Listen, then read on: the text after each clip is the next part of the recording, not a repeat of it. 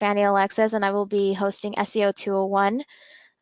This is part 2 of a series, so if you missed part 1, you can watch part 1 in our on-demand webinar section on the website, and I will show you that at the end of the presentation so you can access that. Okay. Come on. There we go. All right, so first I'm going to be going over why search engine optimization is important, and then I'll review what search engine optimization is, and then I'm going to be explaining one of 2 components that factor into SEO. The first component was actually covered last time, so I'm going to be covering the second one this time around. Okay, so why SEO is important? Well, if you guys were here last time, you know that 500 plus websites are created each minute, and most of clicks are going to come from organic listings. Those are the listings that Google pulls that are into search results that are not ads, so that's what we call organic listings, and 85% of searchers actually do not go past the first page, and a lot of them really don't even scroll to the bottom now that they're a lot of people are searching on mobile devices, so being on the first page and the top of first page is most important. So let's review what search engine optimization is. It's the process of maximizing the number of visitors to a particular website, in this case your accounting website, by ensuring that the website appears high on a list of organic or free results returned by a search engine. Now what I mean by free is that no one actually paid Google to appear in these search results. Nobody paid services to appear in these search results. Google did not receive revenue to list these particular listings. Part of organic listings include the snack pack. So any local business is going to appear in search results like this, where if Google can tell that the searcher is intending to find, that's what we call it, searcher intent, is intending to find some type of local business like a restaurant, dry cleaning, anything like that, accountants as well, then Google will format search results into this map, and it will list local businesses around in close proximity to the searcher so that it makes it easier for that searcher to find that location. So you guys, I'm sure you've seen this in your own results. This is what we call a snack pack. Below that, we have just your regular search results, usually from 1 to 10. Google does change this up every once in a while, but standard is still 10 results on the first page, excluding the snack pack. Okay, so we're going to go over what offsite SEO is. So if you guys were here last time, I covered what on-site optimization is of your website. So those are activities or things you can do directly onto your website to help improve ranking. So that would refer to content, keyword research, optimizing page titles and meta descriptions and all of that. If you did miss that part, you can actually, once you receive this slide deck, go here, just click on this link, and then you will be able to see the presentation. Or you can also just go to, I'm just going to plug this in right now. If you go to our website, we have this resources tab here. And on the drop down, on-demand webinars, and the first part will be just this first webinar here. So if you missed it, you can go ahead and visit our site and see and watch the presentation. Okay, so let's talk about what offsite optimization is. Offsite optimization is influencing how other websites other than your own connect back to your website through what we call backlinks. So I'll explain what that is because it's it's an interesting concept. So backlinks are a hyperlink from any other website like the Chamber of Commerce, any local associations, business listings that link back to your own site. So Facebook would include if you have the website on your Facebook profile for your business, that's technically a backlink. And so what you're trying to do is you're trying to collect as many of those that are authoritative and legitimate that link back to your site. So why is that important? It's because Google uses those backlinks to understand the trustworthiness and authority of your site.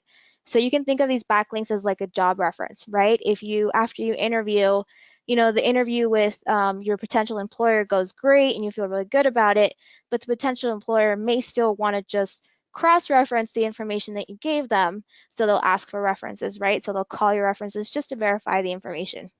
That's essentially what a backlink does for your website. Google is analyzing, looking at your website, understanding what it's about. Then it will go back and understand what links go back to your site just to kind of verify that you really are who you say you are and you really provide the services that you say you do. So again, where do these come from? So let's go over the list of that. So not all backlinks are created equal, right? Some backlinks are going to be better than others.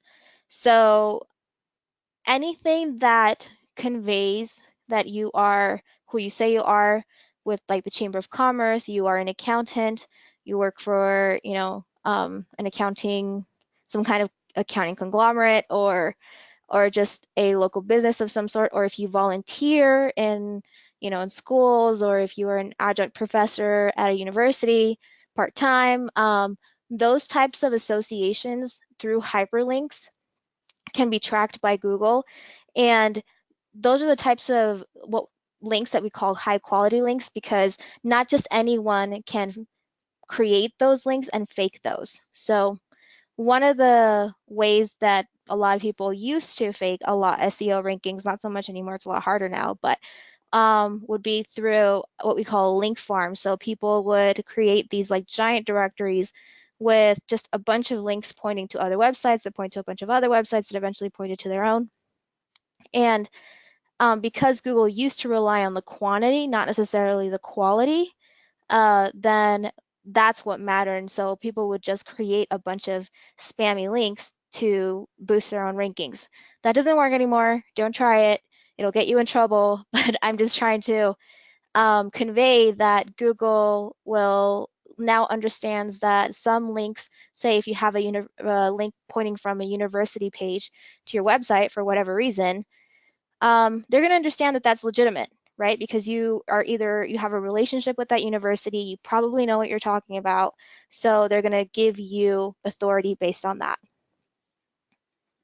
So this is a list of places where you likely already have links or have potential to grab links.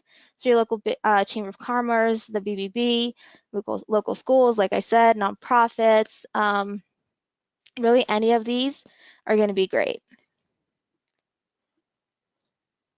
Okay, so because an accounting firm in Google's eyes is considered a local business, I understand there's a lot of firms that can, work across state lines within the US, but in Google's eyes, an accounting firm is a local business. So it's going to structure search results around that understanding, which is why accountants need to claim and optimize what we call local business listings. Now, your business listings are going to be any profile out on the internet that has your business information, like name, address, phone number, website, what you do. Just think of Yelp or like Monta or City Search or any of those. Those are all local online directories for local businesses, right? So in order to appear, particularly in that snack pack, you need to ensure that the information across all of these different directories are consistent for your business. So one way to do that is to claim. The process will look different for each directory, but claiming basically means that you find your listing that probably already exists on there, let it know that you are an actual, running business by going through their claim process, and like I said, each one will be different. And then fill out the profile as much as possible by providing photos, especially name, address, and phone number. A local phone number, do not use toll-free numbers here. And then ensure that information is consistent across all directories and your website. Because you can think of this as like an ID, right? So if your information is consistent across all profiles, Google is checking all of those IDs, and it'll understand who it is, and it'll check it against your website.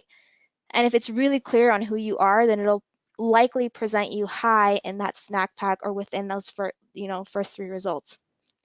If, say, for example, your profiles have different business names because, I don't know, maybe there's a partnership and you all operate under different names, or but you have the same address, same phone number. If there's just variation in what we call, especially NAP info, then Google doesn't really know which one is real and which one isn't. And so it's not going to present either of them. So, you'll want to clean all that up in order to improve your chances of appearing within that pack. All right, so here are some of the directories. Oh, actually, let me go back for a second. So these are the top directories according to Moz. Moz is an industry leader. So claiming business listings is not difficult, but it is very time consuming. So start with these, and then of course, do not forget Google. Always start with Google. This is just aside from Google. And make sure that, like I said, all of that information is correct on these directories first, and then you can start tackling some of the other ones. So these are some of the top directories that I would actually have you start out with. So always start with Google. Google is king in this world, so just start there. Okay, so I do want to review some of the, or talk about some of the results that we spoke about last time. So it's important to remember that with SEO, rankings take a couple of months at least for improvement. It's going to depend on where you're starting, the market, how much competition you have, and then also just how much work you'll need to do on your site, and also how much offsite optimization you'll need to do. I will say that offsite optimization and local business listings is pretty time consuming. It needs to happen on a pretty regular basis because information gets mixed up all the time. So that is something that will influence your rankings. But ultimately, what's important to remember is that you have to define what your success looks like. Don't define it by whoever you see out on search results next, ranking for top keywords that you believe you should rank for, and just base it off of that. You should, when you start an SEO program, take a benchmark of metrics that are important. Typically, those are going to be impressions, clicks, click-through rate, traffic, and you can even track what we call conversions on a website. So anytime somebody fills out a form and contacts you through your website, you can track that through Google Analytics and understand how many potential clients your website is bringing in.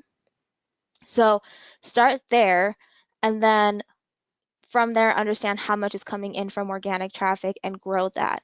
And of course, what it'll take to get there will be different for each person.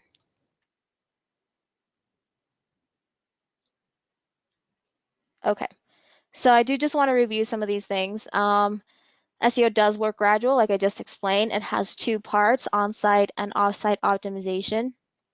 The former focuses on content, where the latter actually focuses on activities and increased trustworthiness authority by influencing the sites that connect back to your site.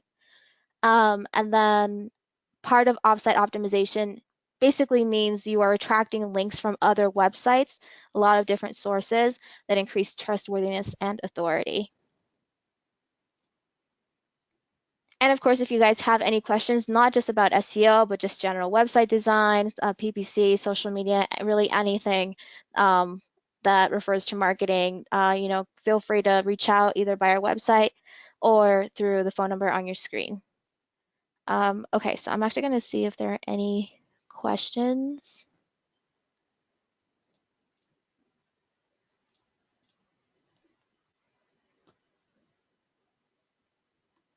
Okay. It looks like there aren't any questions right now, but if you do have any questions later on, like I said, feel free to reach out via the phone number or raise your hand after the presentation, and a marketing representative will contact you. So thank you so much for joining this afternoon. Oh, looks like we did have one last one. Okay, so it looks like we have some questions around, do we offer SEO? Yes, so I'm sorry I didn't make that clear. Yes, we do have people that can help you with your SEO if you don't want to tackle it on yourself, and I definitely recommend that you have somebody with expertise tackle it for you, because it's very, it's just a lot of things to do, a lot of moving parts, and you have other things you need to take care of. So yes, we do have SEO services, and they actually, the pricing and charges actually depend on what you need and the level of competition that you find yourself in your market. So I would actually recommend that you reach out to an internet marketing advisor so they can kind of talk you through what you might need and what level of pricing you might be comfortable with. Okay? Alrighty. All right. Looks like there are no more questions. I'm going to hang on just in case there's one more, but for everybody else, thank you so much for joining and have a great afternoon.